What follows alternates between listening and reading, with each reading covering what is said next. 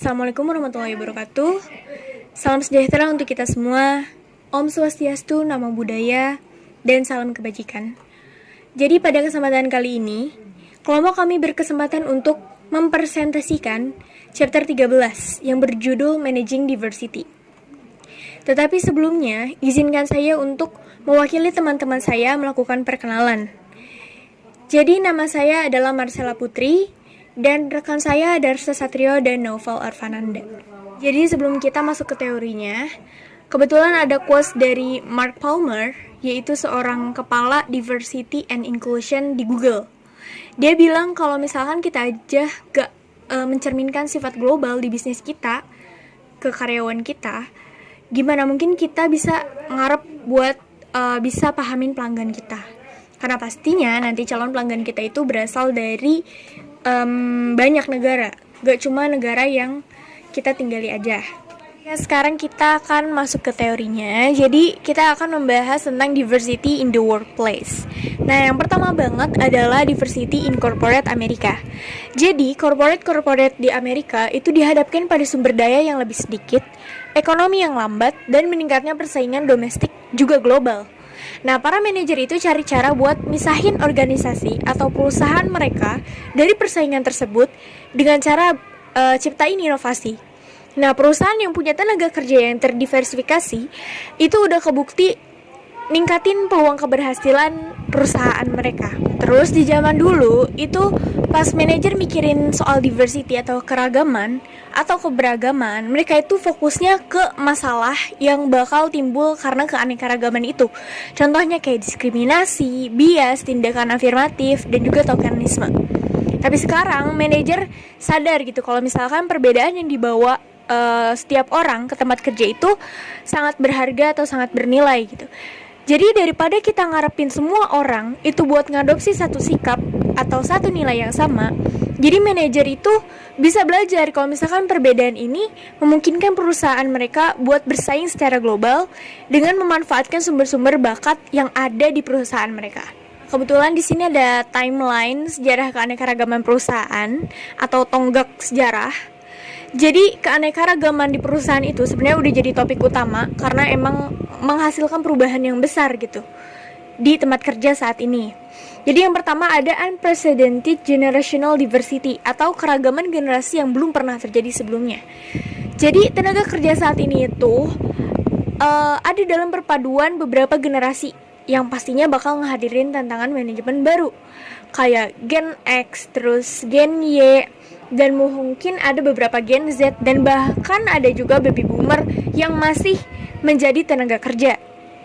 Terus yang kedua ada aging worker atau pekerja yang menua.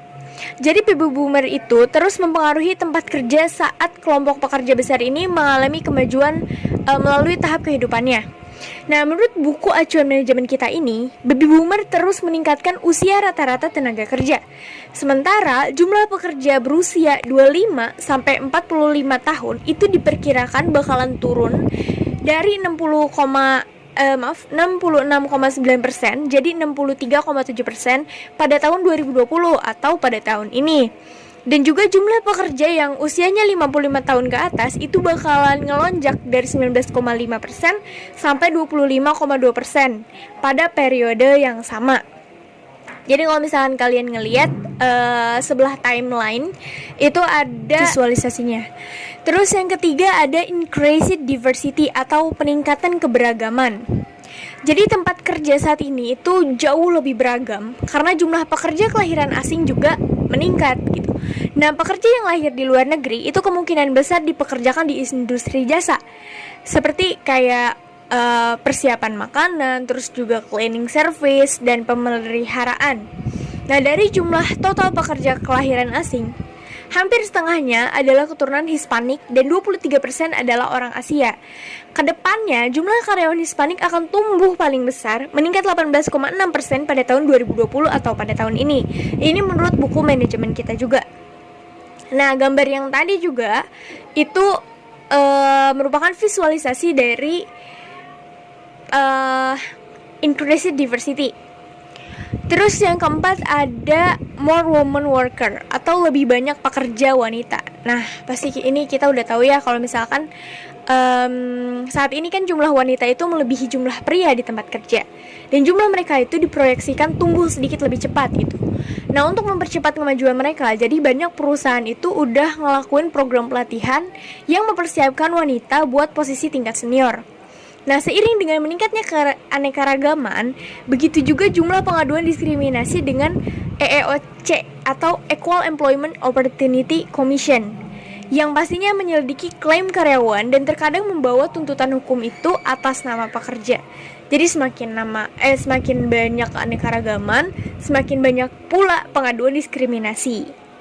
Sekarang kita akan membahas tentang diversity on a global scale atau diversity pada skala global. Nah, jadi sebenarnya manajer di seluruh dunia itu punya masalah atau tantangan keragaman yang sama sebenarnya dengan manajer yang ada di Amerika, terutama yang nyangkut perkembangan wanita ke posisi manajemen atas. Nah, contohnya kayak perusahaan Jepang. Jadi mereka itu punya perjuangan yang bahkan sebenarnya lebih besar untuk menjembatani kesenjangan gender di dewan perusahaan. Bahkan cuma ada 65% dari perempuan yang ada di perguruan tinggi Jepang atau yang berpendidikan itu dipekerjakan gitu. Bahkan banyak dari mereka juga yang kerjanya itu bahkan part-timer, yang dimana gajinya itu rendah dibandingkan dengan 80% perempuan yang ada di Amerika Serikat. Alasan untuk kelangkaan perempuan dalam tenaga kerja Jepang itu sebenarnya sangat kompleks. Kayak sebagian dari mereka itu berkaitan dengan pertumbuhan ekonomi yang hangat. Nah, tapi lebih dari 2/3 wanita Jepang itu meninggalkan pekerjaan setelah anak pertama mereka lahir, dibandingkan dengan cuma 1/3 wanita AS yang melakukan itu. Nah, sering kali juga karena perawatan anak yang tidak memadai, norma budaya juga kayak yang kan norma budaya itu seperti yang membatasi perkembangan wanita di Jepang. Sebenarnya norma budaya itu kan nggak berwujud, tapi meresap dan juga sebenarnya sedikit sulit dipahami gitu. Namun sangat penting juga bagi manajer untuk memahami budaya lokal. Oke, next kita akan masuk ke managing diversity-nya. Jadi, manajer yang pengen ningkatin kinerja itu biasanya mereka berpendapat kalau mereka itu lebih suka tim yang heterogen. Karena tim heterogen itu ngarahnya ke banyak sudut pandang dan lebih juga banyak gagasan produktifnya. Oke, next ada diversity and inclusion. Nah, jadi keragaman itu apa sih? Dari tadi kita bahas tentang diversity terus. Nah, jadi keragaman itu adalah sebenarnya banyak perspektif yang berbeda. Nah, gambar ini mendescribe perbedaan antara model tradisional dan juga model keragaman inklusif tadi. Nah, dimensi keanekaragaman yang ditujukan dalam model tradisional itu termasuk perbedaan bawaan yang dapat diamati dan termasuk yang tadi ras, jenis kelamin, usia, dan juga kemampuan fisik. Tapi kalau model keanekaragaman inklusif itu cakup semua cara di mana karyawan itu berbeda, termasuk aspek keanekaragaman yang dapat diperoleh atau diubah sepanjang masa hidup seseorang. Nah, dimensi-dimensi ini mungkin punya dampak yang lebih kecil daripada yang cuma termasuk dalam model tradisional, tapi mereka tetap mempengaruhi definisi diri dan pandangan dunia seseorang dan cara orang-orang itu dilihat oleh orang lain. Nah, banyak pemimpin organisasi juga menganut definisi keanekaragaman yang lebih inklusif ini. Nah, salah satu tantangan buat kelola tenaga kerja yang beragam itu adalah buat ciptain lingkungan di mana semua karyawan itu merasa diterima sebagai anggota tim dan di mana bakat unik mereka itu dihargai. Nah, ketika manajer itu ciptain perasaan inklusif, karyawan nampilin lebih banyak loyalitas, juga kerjasama dan juga kepercayaan. Nah, jadi inklusi adalah sejauh mana seseorang karyawan itu merasa seperti anggota terhormat suatu kelompok di mana keunikannya itu sangat dihargai atau sangat bernilai. Nah, inklusi itu ciptain rasa kepemilikan yang kuat di mana semua orang itu dapat mendengar dan menghargai suara mereka. Selanjutnya akan dijelaskan oleh rekan saya. Dan selanjutnya ada diversity of perspective.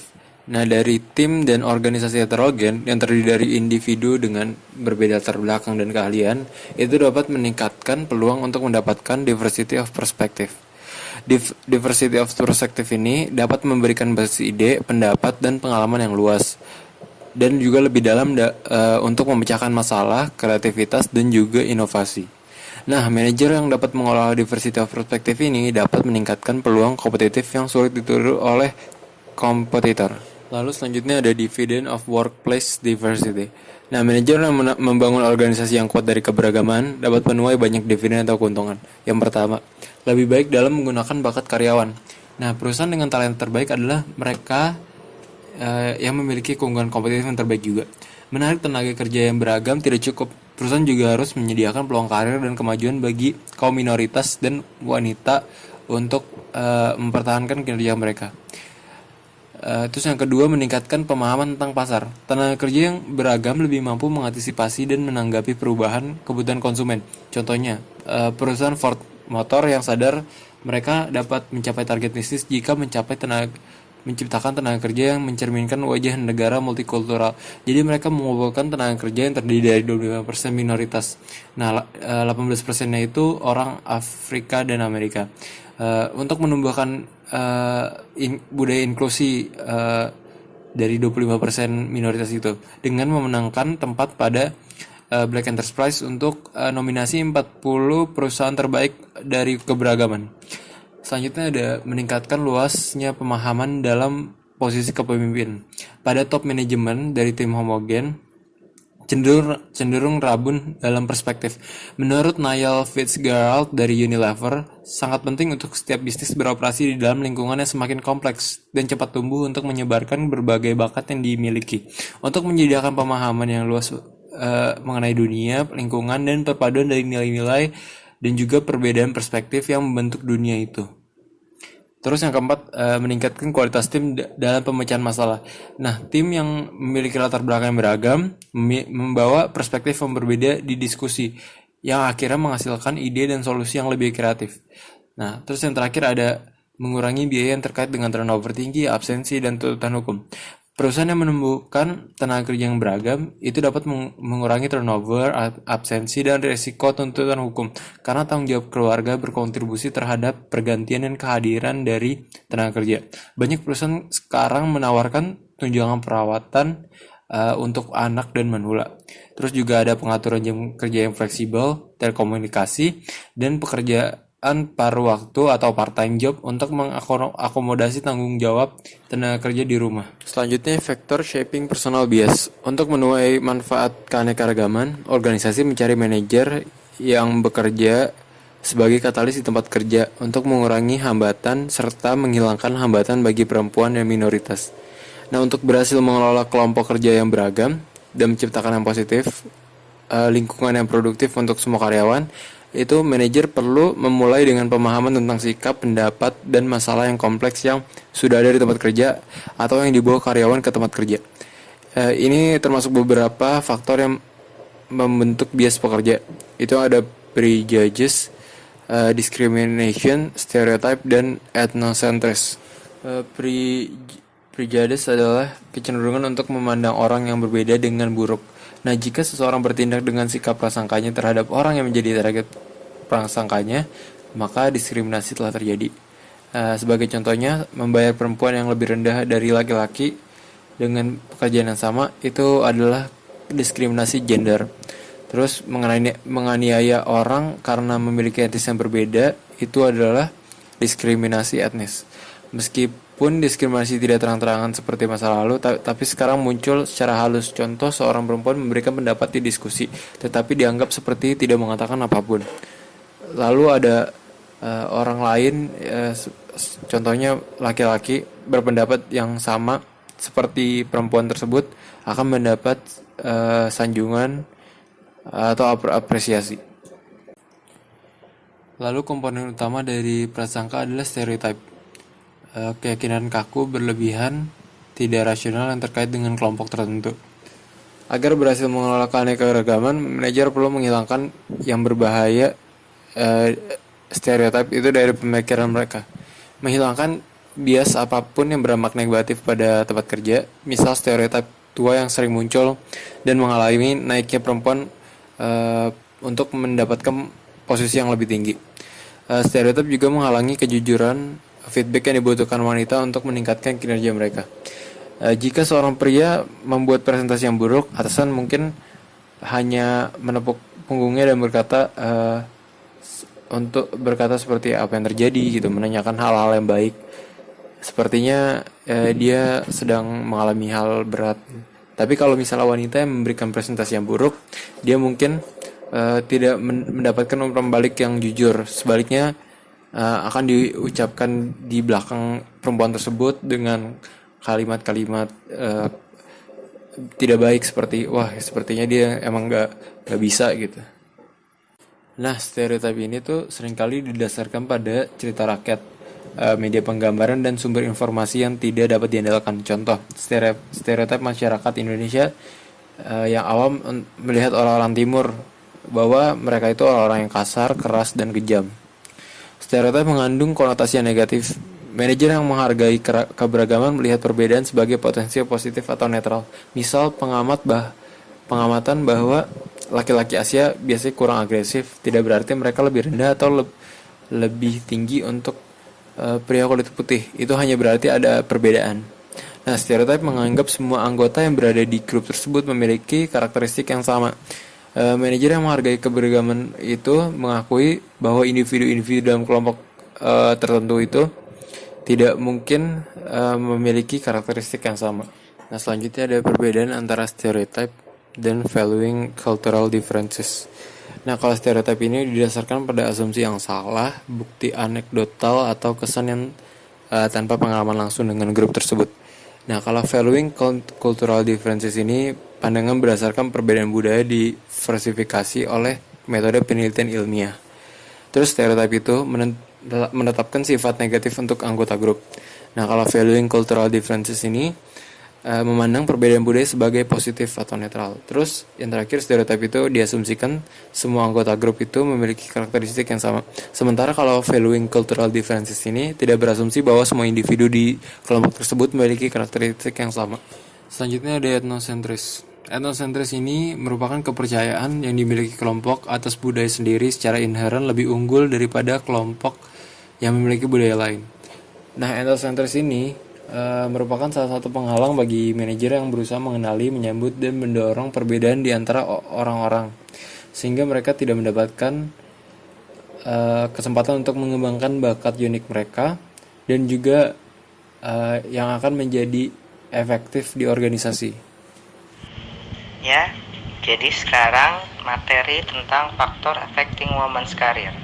Nah, di sini penelitian menunjukkan bahwasanya sebuah perusahaan yang di dalamnya memiliki senior-senior wanita itu lebih mengungguli perusahaan yang di dalamnya tidak terlalu memiliki wanita tingkat senior, baik secara finance maupun secara organisasi. Nah, kemudian di sini akan menjelaskan tentang the glass ceiling. Nah, di sini di negara Amerika pertama kalinya dalam sejarah, yaitu bahwasanya wanita memegang sebagian peranan penting di sebuah negara. Nah, jadi jumlah pria dan wanita itu sebanding. Nah, dengan wanita memiliki porsi 51% dari semua pekerjaan manajerial dan profesional, mulai dari tingkat bawah, menengah, hingga tingkat eksekutif. Nah, jadi wanita tidak perlu khawatir untuk dikecilkan atau menjadi minoritas. Nah, di sini ada mengikuti langkah-langkah jika seseorang wanita tidak ingin disebut sebagai minoritas. Yang pertama, bersikaplah asertif dan minta apa yang Anda inginkan. Nah, kemudian jika sedang interview, maka berikanlah prestasi apa yang telah kalian miliki. Nah, biasanya wanita cenderung meremehkan prestasi mereka dan wawasan. Nah, itulah sebabnya wanita dianggap minoritas dalam sebuah perusahaan. Nah, kemudian of trend, yaitu biasanya wanita tidak menyentuh tingkat senior itu karena memiliki lebih memilih keluar sebelum mereka berprestasi. Nah, biasanya mereka secara sukarela meninggalkan tempat kerjaannya pada suatu saat mereka berkarir. Nah, jadi di saat sedang naik-naiknya, wanita lebih banyak mengundurkan diri sebelum mencapai puncak karirnya. Nah, kemudian the female advantage. Nah, beberapa orang berpikir bahwa perempuan mungkin adalah manajer yang lebih baik. Nah, sebagian karena lebih banyak pendekatan kolaboratif dan kurang hierarkis, serta berorientasi pada hubungan yang selaras dengan lingkungan global dan multikultural. Nah, kemudian diversity initiative and programs. Nah, dalam menanggapi survei oleh Society for Human Resource Management, 91% perusahaan mengatakan bahwasanya mereka percaya bahwa inisiatif serta program keanekaragaman membantu mempertahankan keunggulan, di mana di sini tidak mengenal ras atau apa yang berbeda. Jadi lebih ke inisiatif mempersatukan segala bentuk kelemahan-kelemahan yang ada di sebuah perusahaan. Nah, kemudian enhancing structure and policy. Nah, banyak kebijakan dalam organisasi awalnya dirancang itu agar sesuai dengan stereotip karyawan laki-laki. Nah, sebagian besar organisasi besar memiliki kebijakan formal menentang diskriminasi ras dan gender, serta prosedur pengaduan terstruktur dan tinjauan pengaduan proses. Nah, kemudian di sini selanjutnya adalah expanding recruitment efforts. Nah, bagi banyak sebuah organisasi, pendekatan baru bagi perekrutan berarti memanfaatkan dengan lebih baik strategi rekrutmen formal. Nah, yaitu dengan menawarkan program magang sebelum bekerja agar memberikan orang itu peluang dan agar mereka dapat mengembangkan kreativitas mereka dengan cara untuk memanfaatkan tenaga kerja yang sebelumnya tidak digunakan oleh pasar, yang nantinya bisa lebih bermanfaat dengan proses program magang tersebut. Nah, kemudian establishing mentor relationship. Nah, yaitu keberhasilan pengembangan karyawan yang beragam, yang berarti bahwa suatu organisasi harus menemukan cara untuk menghilangkan pembatas karir. Nah, yaitu salah satu struktur paling sukses untuk mencapai tujuan ini adalah hubungan mentoring, di mana para atasan mementor para bawahannya agar bekerja dengan tujuan yang telah ditetapkan, yang telah direncanakan. Dengan begitu, para atasan bisa